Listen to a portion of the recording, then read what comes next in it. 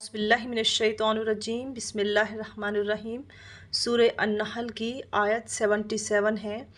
ये मायूसी, उदासी, बेचैनी, डिप्रेशन, इन तमाम चीज़ों से बचने की दुआ है कि जब लगे कि आपको हर तरफ से मायूसी है, आपकी तमन्नाएं, आपकी आरज़ुएं, आपकी उम्मीदें ख़त्म होती जा रही हैं, तो आप कसरत से ये दुआ पढ़ें। ये कुरानी दुआ है।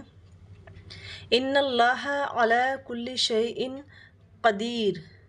बेशक अल्लाह, अल्लाह इन्ना जब कहता है ना किसी ख़ास बात को कि बेशक, अल्लाह ताला का ये अल्फाज है कि तुम ये कहो कि इन्नल्लाह, बेशक अल्लाह, अला, कितने ने कहते हैं ना किसी चीज़ के ऊपर, अला कुल्ली शैइन, हर चीज़ के ऊपर कादिर है। आप कसरत से ये सुबह शाम दिन रात पढ़ें। इंशाअल्लाह रब्बुल इज़्ज़त आपकी तमाम उदासियाँ, तमाम ज़रूरतें, तमाम परेशानी, तमाम मायूसियाँ दूर फरमाएंगे। बिस्मिल्लाहिमिनश्शैतानिर्रजीम बिस्मिल्लाहिर्रहमानिर्रहीम।